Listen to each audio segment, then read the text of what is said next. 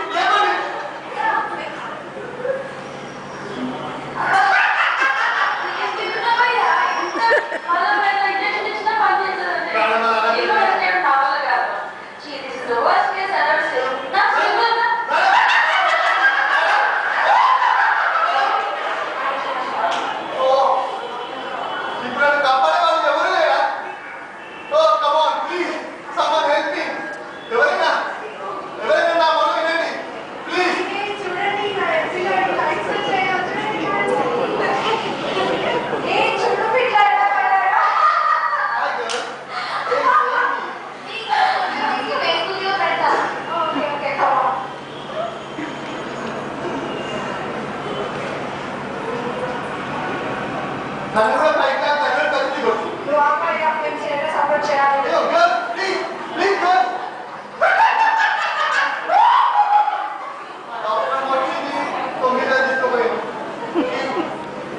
కనీసం మీ అమ్మాయిలైనా కాపాడుతుంది, వాళ్ళు ఫోటో తీసుకుని వెళ్ళారు.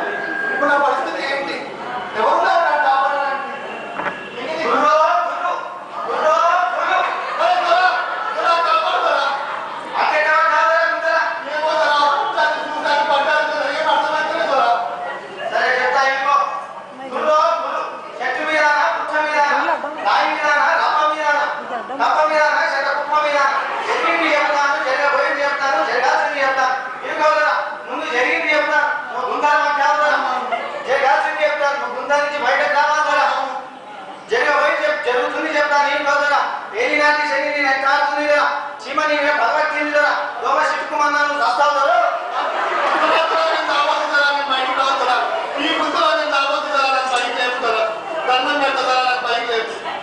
నువ్వు బయటికి రావాలంటే నేను చెప్పింది చేయాలరా ఇల్లు మీకు బంద్ చేయాలా, కోడిని తెచ్చి మేకలు పోయాలా, 100 మంది చూడు పెట్టాలా. ఇవన్నీ చేయాలంటే 5,000 ఖర్చు అయితే దొరా. 5,000 దొరా? ఇప్పుడే డాక్టర్ వచ్చి ఉన్నది మొత్తం కట్టుకోరా, ₹1 లేదు దొరా. దొరా పైసలంటే పైసలే కాదు దొరా, బంగారం ఏంటి ఏదున్నా సరే దొరా. దొరా వాడుతుంది దొరా, అమరి కాదు ఇవ్వమంటావా? ఈ దొరా ఏదో ఒకటి దొరా ఇది తీసుకొని కాపాడాలి దొరా. పక్కాగా పడుతుందిరా. నీ పేరు మీద బాగా సాగర పోయాలి, పొందెక్కి ముద్ద వచ్చాలి. వస్తాను దొరా.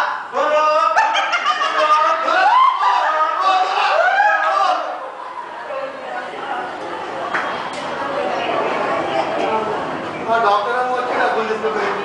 మీరు వచ్చి అదే బాబు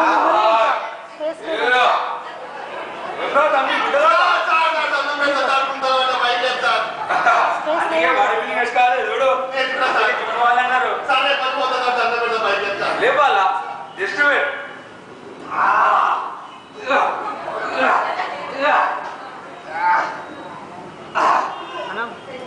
నా చెప్పిన విధాలు ఎంత చూడు ఇప్పుడు.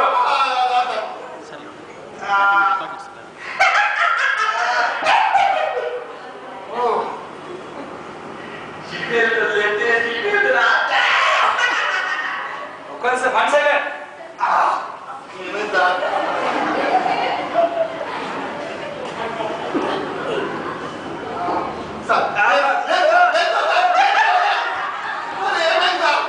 నా వల్లనే కాలేదంటే ఇంకెవరి వల్ల కాదు కాదు కూడా.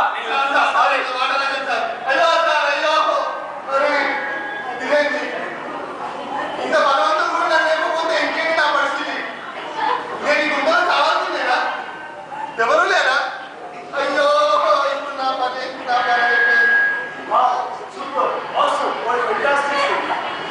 చాలా నచ్చింది అసిస్టెంట్ అయితే. నేను ఈ కాన్సెప్ట్ ఒక సినిమా కావాలనుకున్నా. ఆ డైరీ పేరు గుంతల పుల్లుడు. That is what is UF Varma. అట్టప్ప వర్మ కాదు, సార్ సినిమా తర్వాత నేను సినిమా చేస్తాను. దాంట్లో హీరో నడిస్తావా? సార్ హీరో అది ఎంత కాదు సార్ బయట ఈ డైరెక్టర్ ఓన్లీ డైరెక్షన్ చేస్తాడు, యాక్షన్ అసలు చేయడు. I'm sorry sir. సార్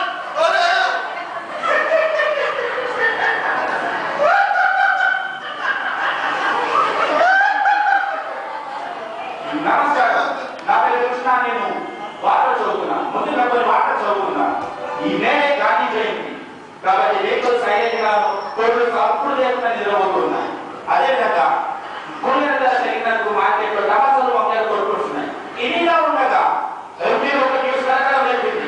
ఏంటి అని ఆరా తీసినట్లయితే అక్కడ గుండెలో ఒక అబ్బాయి గుండెలని పడ్డాలని తెలిసింది. కాబట్టి మా ప్రతినిధి స్మిత అక్కడ తెలుసుకుందాం. హలో హలో స్మిత, హలో వినపడుతుందా? కృష్ణ నిలబడుతుంది. ఓకే స్మిత, అక్కడ పరిస్థితి ఎలా ఉంది? కృష్ణ ఇక్కడ పరిస్థితి చాలా దారుణంగా ఉంది. గుర్తుదని బట్టి ఒకటి గుర్తులో పడ్డాడు. నిన్న ఒక అతను బావిలో పడ్డాడు, నిన్న సంపులో పడ్డాడు, ఇవాళ గుర్తులో పడ్డాడు. మన ఏమేమవుతుందో స్మిత అక్కడ చెట్లు కనబడుతున్నాయి. అందరికీ హాయ్ చెప్తున్నారా? హాయ్ చెప్పండి కృష్ణ, హెల్ప్ అని అరుస్తున్నాడు. ఓ సారీ కొంచెం కెమెరా జూమ్ చేయండి. బాబు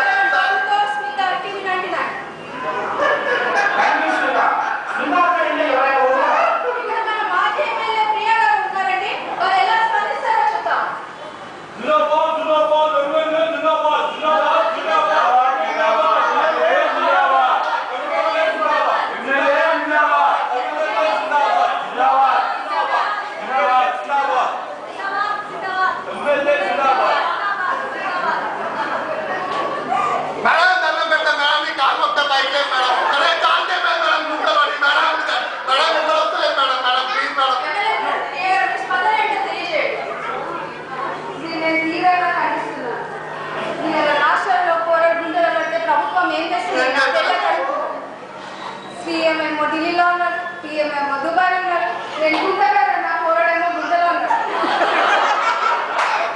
ఏం పరిశ్రమ కాదు. నేను ఇన్ని రోజులైనా ఎంత దూరమైనా నీకోసం వెళ్తా. అప్పటిదాకా నువ్వు బేసిక్గా గుంతలోనే ఉన్నావు. నాకు తెలియదు తన ప్రభుత్వం ఏం చేస్తుంది. ఇట్లా గుంటల వడ్డల కోసం ఏమైనా స్కీమ్ పెట్టాలని ఆలోచన ఉందా లేదా? మా ప్రభుత్వం ఇట్లా వస్తే చూడండి, గుంటలో పడేది ఆలస్యం. కోట్లైనా ఖర్చు పెట్టి చనిపోయిన జనాలను బయటికి తీస్తాము. అందుకే గుంట కోసం అయినా మాకే ఇవ్వండి మీ ఓటు. నేను ఓటు వేస్తాను, నేను ఓటు వేస్తాను మేడం, ప్లీజ్ మేడం. అయ్యో కూర్చోట్లే ప్రభుత్వం దిగి రావాలి. అప్పటిదాకా నువ్వు గుంటలో ఉండాలి. కృష్ణ ఇలాంటి సంగతి కెమెరామెన్ బాబుతో స్పీకర్ టీవీ 99. థ్యాంక్ యూ శ్రీరా. చూసారు కదండి, గుంతల పురుడు అన్ని కార్యక్రమాన్ని చూసారు కదా. చూసిన మీకు ఒక ప్రశ్న, గుంతలో పురుడు చేస్తారా బ్రతుకుతారా? ఒకటే చేస్తారని మీ యొక్క ఆన్సర్ అయితే YES అని టైప్ చేసి స్పేస్ ఇచ్చి 10000కి SMS చేయండి. ఒకవేళ కర్మకారి బ్రతుకుతారని మీరు అనుకున్నట్లయితే ఏదో టైప్ చేసి స్పేస్ ఇచ్చి 00100కి SMS చేయండి. చూస్తూనే ఉండండి నిరంతర వాహిని, మా వార్తావాహిని. నమస్కారం.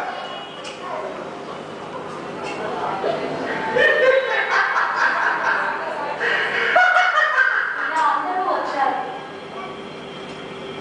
కానీ ఎవరు కూడా ఈ గుంటలో పడిన నల్లని కాపాడలేకపోయారు.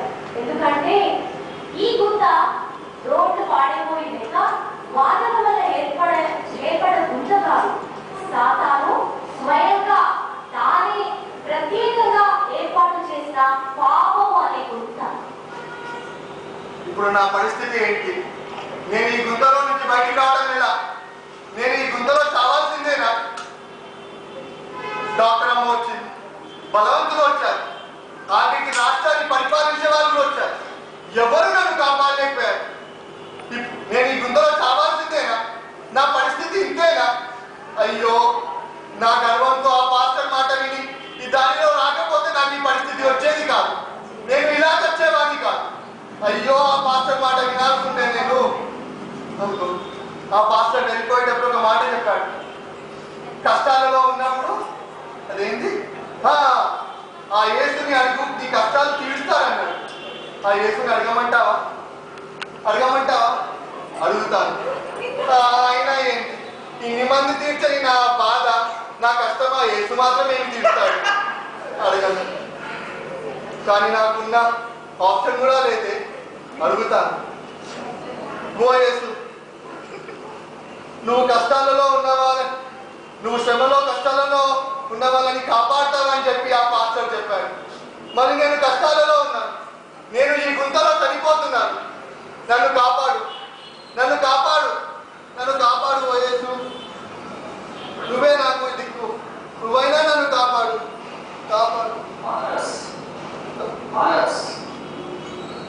ఎవరు?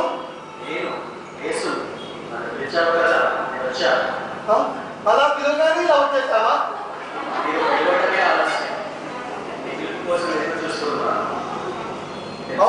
అవునా? ఇంతకైనా నువ్వైనా నన్ను చేస్తావా?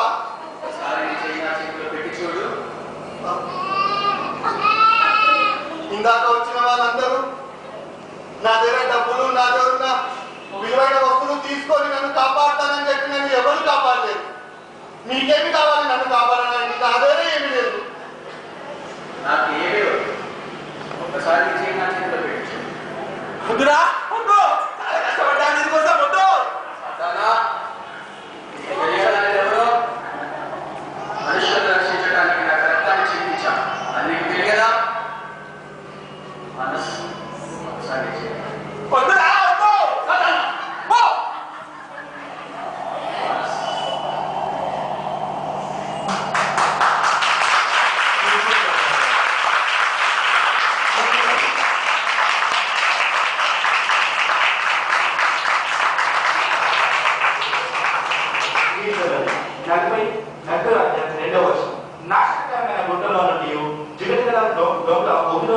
ఆయన నన్ను పైకెత్తు అని బైబిల్ చెప్తుంది. అవును ప్రియులారా, నిజంగా యేసు మాత్రమే మనల్ని రక్షించగలరు. నీకు ఎంత ఆస్తి ఆస్తి ఉన్నా, ఎంత బలం ఉన్నా, ఎంత రాజకీయ అండ ఉన్నా ఏది నిన్ను రక్షించదు. కానీ యేసయ్య మాత్రమే నిన్ను రక్షించగలడు. ఎందుకంటే ఆయనే నీన కొరకు ప్రాణం పెట్టి మనల్ని కాపాడారు. కాబట్టి ఇంకా మీరు ఎవరైనా యేసుని ఎరగకుంటే నేనే క్రీస్తుని తెలుసుకో. ఎందుకంటే ప్రభు నామమును బట్టి ప్రార్థించేవాడెవడో వాడు రక్షించబడు. నేనే రక్షణ.